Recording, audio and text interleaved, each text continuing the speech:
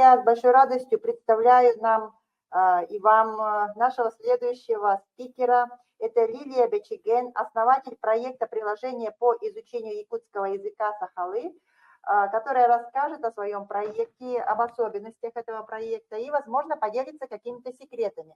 Я думаю, что среди вас есть педагоги, которые уже знакомы с этим приложением. Лилия активно продвигает его и в соцсетях, и в средствах массовой информации мы тоже очень много информации видим. Да? Возможно, вас заинтересует опыт продвижения своих продуктов, своих идей, своих проектов.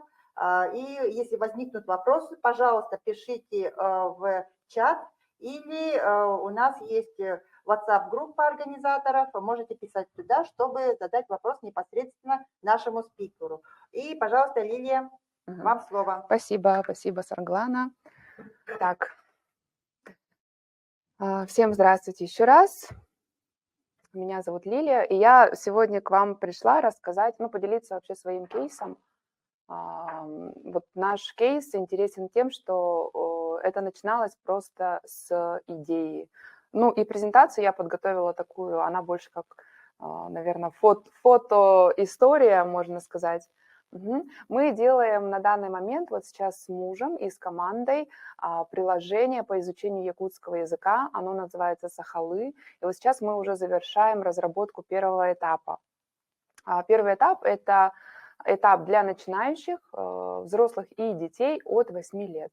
Соответственно, там предполагаются еще дальнейшие этапы, я в конце расскажу. Вот, что уже готово, придем, к этому подойдем попозже. Так, я хочу рассказать, короче говоря, о чем? О том вообще, кто мы и как это все пришло, и как это началось.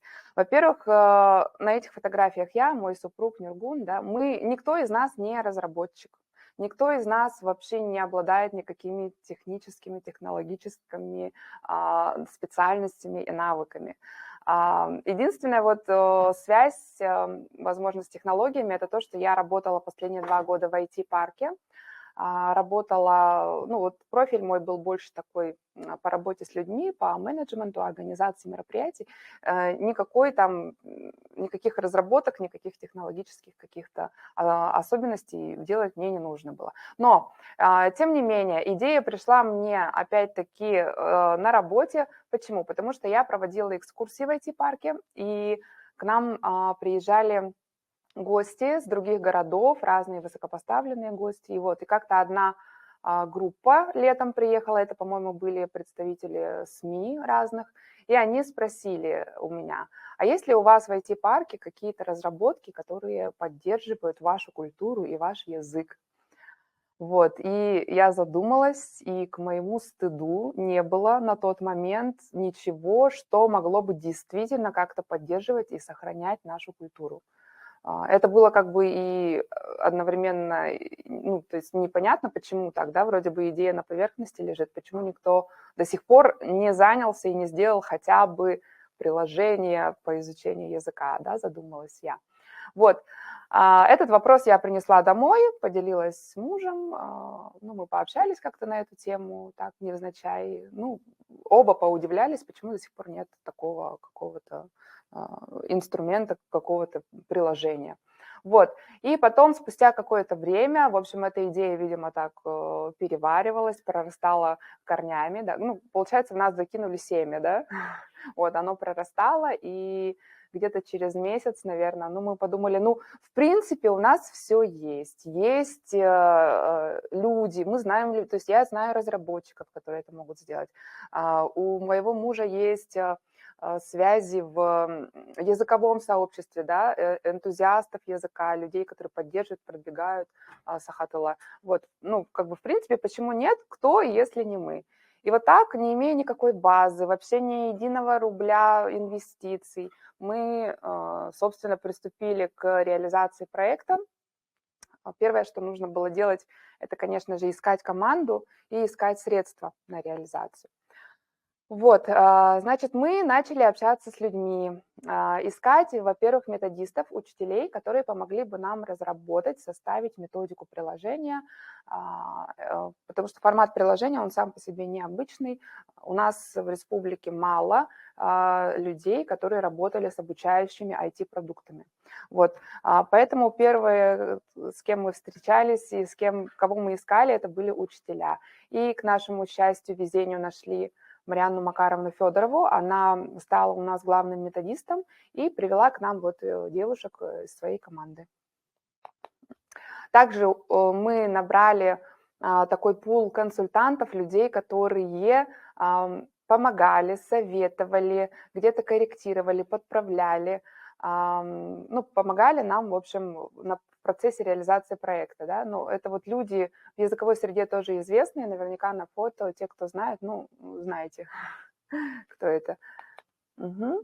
Вот, ну и, конечно, главный вопрос – это финансирование, как найти на социальный проект, ну, то есть изначально этот проект, он задуман как социальный, это не бизнес, да, у него нет там окупаемости, маржинальности и так далее. Приложение, ну, мы точно знали с самого начала, что оно должно быть бесплатным, да, потому что, ну, как обучение языку должно быть бесплатным, вот, и поэтому стали искать, как и где мы можем получить финансирование. Мы обращались в много государственных инстанций, общались с депутатами ИЛТУМЕН, вот, и там нам, собственно, подсказали, что есть, оказывается, такая программа по сохранению и развитию государственных языков, и выделяется ежегодно 56 миллионов, но чтобы туда попасть, надо заранее, там, за год подавать заявки, да, вносить свои предложения. Ну, в общем, это было не совсем актуально для нас на тот момент, потому что была уже середина года, точнее, конец лета 2021 года. Вот, ну, в любом случае, как бы все возможности, как мы могли бы повзаимодействовать с государством, да, с госбюджетом, мы начали уже изучать и прощупывать. Вот, и в конце 2021, ой, вру, это был конец, нет, да, правильно, 2021 года, мы, ну, вышли на фонд развития инноваций, точнее, даже они нам предложили, да, поучаствовать, у них новый проект открывался, проект называется «На старт». Они сотрудничали с краудфандинговой платформой Boomstarter.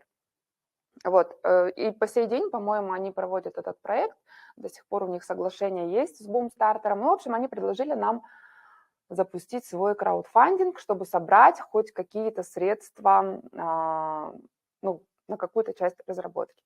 Вот. И мы начали в январе краудфандинговую кампанию, и вот здесь вот результаты видно на фото, да, что с января по май, в мае он завершился, вот 138 743 мы собрали.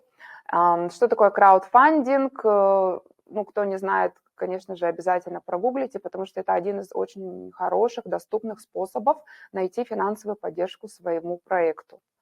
Вот, там люди скидываются, безвозмездно скидываются на ваш проект деньгами. Ну, если коротко, то так. Угу. И также мы начали писать грант. Я забыла, да, сказать то, что мы в 2021 году еще участвовали в гранте Фонда культурных инициатив. Эту тему тем, кто ищет финансирование своему проекту, тоже надо изучить, потому что существуют такие фонды, которые оказывают грантовую поддержку разным проектам, и во всех этих грантах можно участвовать, имея некоммерческую организацию или даже коммерческую, или ИП, или физлицо. Вот, например, как в Фонде культурных инициатив, там я участвовала как индивидуальный предприниматель, например. Но, к сожалению, грант мы там не получили. Как бы для того, чтобы писать грант, тоже нужен отдельный навык. Да? Это целое дело, уметь писать гранты, туда тоже надо вникать, эту тему тоже надо изучать. Я вот всегда тоже говорю, что нам нужен отдельный человек, который писал бы гранты, ну, потому что там много нюансов. Мы написали сами грант, нам не хватило буквально чуть-чуть, вот, ну, и мы думали, что в следующий раз напишем, уже точно нам дадут, потому что уже опыт есть, как бы мы уже знаем, что делать. Вот. И, значит, второй наш грант – это местный грант главы Республики Саха-Якутия. У них он проводится вот в начале года, как раз где-то в феврале-марте они начинают собирать заявки. В этом году тоже будет. Вот, до 1 марта они собирали заявки в 2022 году. В общем, и вот второе фото – это там, где мы, собственно, отправляем уже заполненный грант, грантовую заявку на проверку. Угу. И так, значит, подали заявку в грант. Вот, ну и, короче, как результат, этот грант мы выиграли, и всю сумму, которую мы запросили, нам дали. На разработку приложения тогда вот на первый этап у нас было по смете около 3,5 миллионов рублей, и благодаря вот гранту, языковому направлению по поддержке языка там было, да, мы вот выиграли эту сумму. Ну и все, и сразу, значит, в мае они объявляют результаты, и с 1 июня мы приступили к реализации проекта, потому что у нас все практически было готово. У нас были найдены разработчики, команда разработчиков была найдена уже. Я заранее промониторила рынок, поговорила с ребятами, ну, кто что сможет сделать. Еще мы заранее сделали техзадания. Вот, кстати, важный момент, да, если у вас технологический проект, никто не сможет вам сделать смету и рассчитать точную стоимость продукта до того, как вы сделаете техзадание. Вот, поэтому в 2021 году мы еще заказали техзадания, но там мы использовали спонсорские средства и частично свои средства. Вот, значит, были на низком старте, как я сказала, 1 июня приступили к реализации проекта, и вот уже, собственно, на ИСЭХе у нас в рамках выставки Saha Innovation был свой павильончик, вот, и сейчас я постепенно перейду к тому, что уже у нас готово. Значит, вот это вот фотографии со встреч с разработчиками. На первом фото меня зарегистрировали как разработчика в Apple, что очень приятно. Я теперь там есть как разработчик Лилия Бечиген. Вот.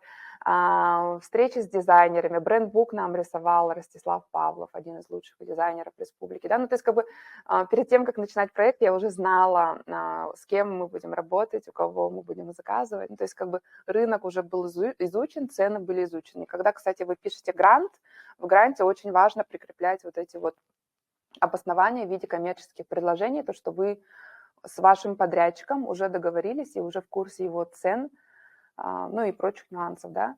Но опять-таки, когда мы выиграли грант, ситуация в стране была одна, а когда приступили к реализации, уже совершенно другая, да, и, соответственно, и цены на многие услуги поменялись, и подрядчики многие поменялись. Такое бывает.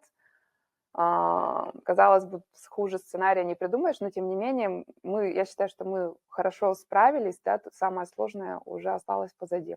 Вот, это дорожная карта нашего проекта, собственно, от и до, да, ну, то, что я уже рассказала, можно сказать, выиграли грант. Ну вот, и сейчас, получается, лето, осень и зима, активно идет разработка. На сегодняшний день у нас приложение уже практически готово на 90%. Сейчас идет этап тестирования.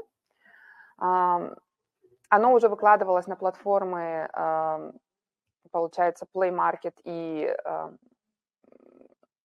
iOS, да, но там сервера скрыты, то есть оно открыто только для тестировщиков. Это этап тестирования называется. Вот. Дальше вот продолжается стандартная такая схема презентации. Ну, тут проблематика, да, почему мы занялись этим проектом, какая наша цель. Но проблема якутского языка у нас, ну, я думаю, что ни для кого не секрет, понятно, да, что мы теряем язык. С каждым поколением все меньше людей говорят на Сахатыла. Вот. Это вот так вот выглядит презентация. Кстати, вот знаете, это презентация презентации проектов государственной программы, да, вот когда ты грантополучатель, вот ваша презентация должна выглядеть примерно вот так, то есть у вас должно быть целевые показатели, да, сколько благополучателей, сколько народу вы планируете охватить, да, и, в общем, количественные и качественные показатели в гранте очень важны. Вот здесь вот немножко интерфейса нашего приложения. У нас по порядку расскажу, что было сделано, да, вот практически по тех заданиям. Дизайн, макет, методика, анимированный персонаж, В приложении будет вот такой забавный мишутка, который будет сопровождать учеников в процессе всего обучения. Вот, у нас ведутся соцсети на разных социальных каналах. И еще по наитию неожиданно для нас открылась школа изучения якутского языка, да, потому что люди, узнавая о нас, о нашем проекте, стали нам писать и спрашивать, а есть ли где-нибудь офлайн или онлайн уроки, мы хотим позаниматься вживую с учителем.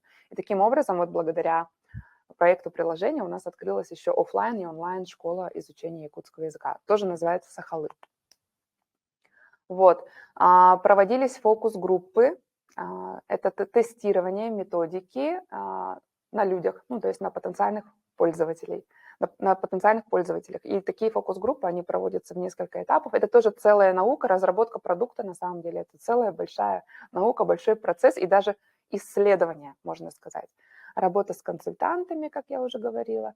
Бренд-бук у нас готовый, там есть все для промо, разработан весь мерч, брендированная продукция, логотип и так далее, и уже записаны у нас рекламные ролики. Но тоже, опять-таки, мы стоим сейчас на низком старте, чтобы запустить продукт, сделать релиз, запустить всю рекламу, все промо, но пока ждем, когда продукт будет дошлифован.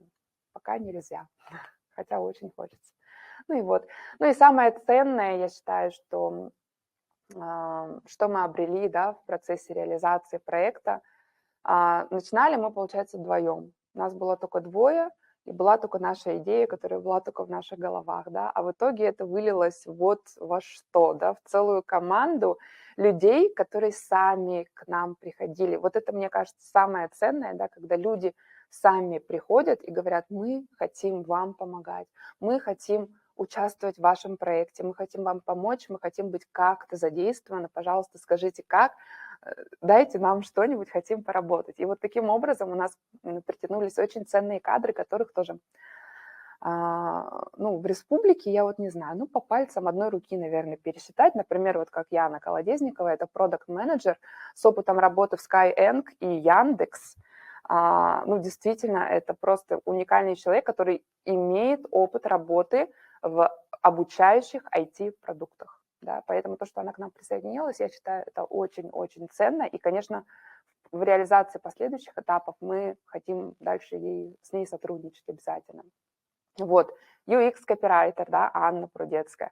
Она, она работает на НВК сама по себе, но просто получила вот такую дополнительную специальность, пройдя курсы, да, UX-копирайтер. А это, кстати, очень, ну, по сути, это редактор, можно так сказать, да, редактор-корректор, да. Но в IT-сфере именно UX-копирайтер котируется очень.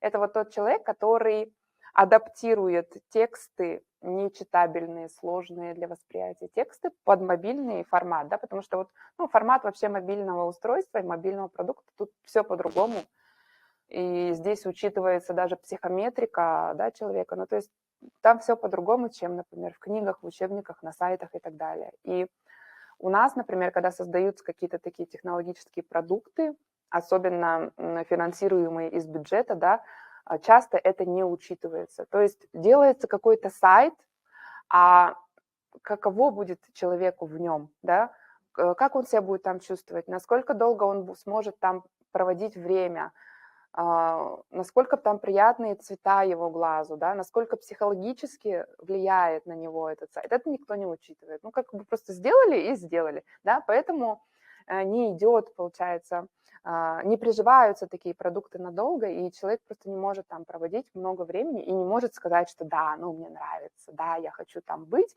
вот как мы зависаем во всех известных социальных сетях, например, да, такого не происходит. Вот, главный методист, как я уже сказала, Сардана – это человек, который занимается пиаром, соцсети и СМИ, да, взаимодействие со СМИ. Тоже важно иметь в команде такого человека, чтобы снять с себя нагрузку взаимодействия с внешней средой, можно так сказать, да. Вот, и еще присоединилась к нам девушка Ксения. Она вообще с Таймыра, она даже не с нашей республики, она с Таймыра, и она долганка.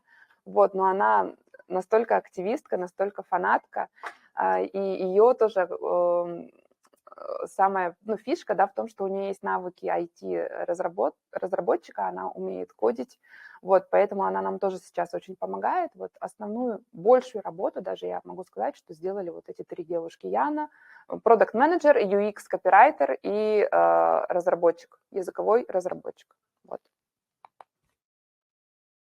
Так, это презентация ноябрьская, поэтому тут не очень актуальные данные. В принципе, да, у нас, смотрите, все уже сделано. Бэкэнд сделан, админ-панель сделана, адаптация проведена. Нам осталось только тестирование и публикация, и продвижение. Да. Продвижение тоже один из немаловажных пунктов, но мы занимаемся продвижением нашей идеи с тех пор, когда еще не было продукта, да, то есть когда была только идея. Мы рассказали об этом в соцсетях, то есть и ведем полностью дневник процесса развития, разработки нашего продукта. Вот. Ни один IT-продукт не может быть сделан и на этом остановиться, да? Так нельзя. Вот в IT-мире так нельзя. Вы сами, пользователи все смартфонов, наверняка знаете, что приложения обновляются каждый год, каждые полгода, какие-то даже раз в 3 месяца и раз в месяц. Нужна постоянная доработка, нужна постоянная дошлифовка, постоянно что-то улучшается, что-то дополняется, что-то вводится. Иначе людям будет просто неинтересно. Они будут удалять, переходить на другое и так далее. Но вы сами знаете, как сейчас люди, да, воспринимают информацию, клиповое мышление, особенно новые поколения, они совершенно не похожи на нас, да? На наших родителей тем более. Все по-другому. Вот, поэтому... в дальнейшем мы, конечно, планируем, то есть не сделать и забыть, да, поставить жирную галочку и забыть, а поддерживать, обслуживать, дорабатывать и постоянно проводить исследования. Это очень важно. Ну и если брать крупными мазками, впереди у нас 2-й и 3-й этап. 2-й этап это будет для продолжающих, да, для людей продолжающего уровня. И 3-й этап это для детишек маленьких, самый сложный, на мой взгляд, этап, там, где действительно надо будет уже учитывать психологические особенности нынешних детей для того, чтобы им понравиться. Вот даже для того, чтобы завоевать вот внимание, да, и конкурировать хоть как-то с Ютубом, тут нужно проводить очень большие исследования и провести очень большую работу. Вот. Наша миссия. У каждого проекта должна быть большая миссия, да, к чему мы вообще идем, к чему мы стремимся, и наличие такой миссии поможет вам собирать вокруг себя нужных людей и нужную команду. Вот. Ну и завершая наши контакты, по QR-коду можно перейти на наш сайт. Приложения пока нет, еще раз повторяюсь, да, оно будет выложено в начале февраля, вот, но ждите, и на iOS, и в Play Market все это будет. И еще также вот по хэштегу вы можете почитать историю нашего проекта в социальных сетях. Ну и наши контакты моего и мужа на случай, если у вас будут какие-то предложения или захотите там как-то пообщаться, да. Вот, на этом, в принципе, все. Я очень буду рада, если у вас будут вопросы, готова ответить. Давай. В итоге я сколько? 15 минут, да? Или даже чуть больше? Спасибо, Лилия. Ну, это, наверное, пример одного из лучших, наверное, менеджеров своего проекта. И я хотела бы обратить внимание именно менеджеров, как нужно выступать перед аудиторией, да. Хотела бы обратить внимание на презентацию тоже, да, что там было в структуре презентации. Мы сегодня тоже об этом будем говорить, но это вот реальный проект, реальная презентация разрабатываемого продукта, и уже который вот-вот выйдет уже на рынок, да. То есть здесь нюансы продвижения тоже Лилия рассказала, как необходимо себя продвигать в соцсетях даже до того, как вы стали, подготовили продукт. Помимо этого, вот это нужно для того, чтобы находить единомышленников. Но вот самая главная, наверное, идея того, что почему мы должны, наше присутствие должно быть в средствах массовой информации и в социальных сетях для того, чтобы находить единомышленников, чтобы находить исполнителей, потому что мы, опять же, еще раз повторюсь, работаем в условиях таких, скажем так, ограниченности ресурсов, и в том числе кадровых ресурсов, Поэтому вот благодаря тому, что стали грамотно подходить к продвижению своего проекта на стадии еще когда только-только задумки, да, и вот насколько от идеи, какой путь прошла идея и стала вот уже практически готовым продуктом, да, кстати. Да, и вот Лилия практически показала даже внутри, что там, как это состоит, как это выглядит, какой герой там есть, кого привлекали в качестве дизайнера, да, разработчика, методиста и так далее. То есть это очень важно. Поэтому, коллеги, вот здесь очень важен опыт для нас вот именно такого непосредственно из первых уст, да, если у нас сегодня были гости, допустим, из IT-парка, рассказывали о грантовой поддержке, да, были разработчики, да, ну, тут тоже у нас по-разному подходили, с разных сторон освечивали свои проекты, да, то Лилия вот показала, в принципе, то, что мы ждем завтра на питч-сессии, только чуть-чуть короче, конечно, да, даже не чуть-чуть. 5 минут. Да, там 5 минут, у нас будет побольше 7 минут, но тем не менее, да. Поэтому, пожалуйста, вот хотелось бы, если какие-то вопросы есть, но вот я вижу, что вопросов нету, да, потому что у нас, видимо, все участники активно работают над проектами своими. Но мы сейчас, наверное, пройдемся по кабинетам, да, чтобы Лилия посмотрела на какие-то проекты, и если у вас будут возникнуть вопросы уже в процессе, да, то зададите непосредственно глаза в глаза, да.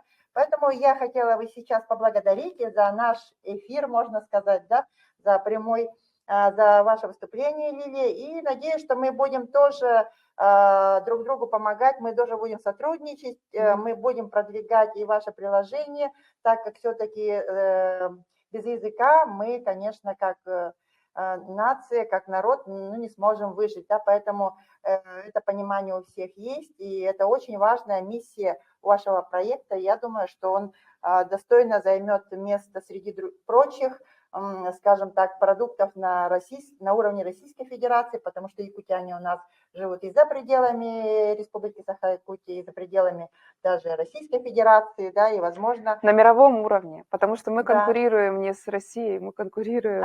Это мировой, Да, мировой гаджет, мировое изобретение. Да, то есть от изучения родного языка, а для кого-то это будет изучение иностранного языка, да, то есть это, возможно, будут потребители, которые захотят просто узнать якутский язык, и это приложение поможет им. Спасибо большое, Лилия. Спасибо. Всем удачи.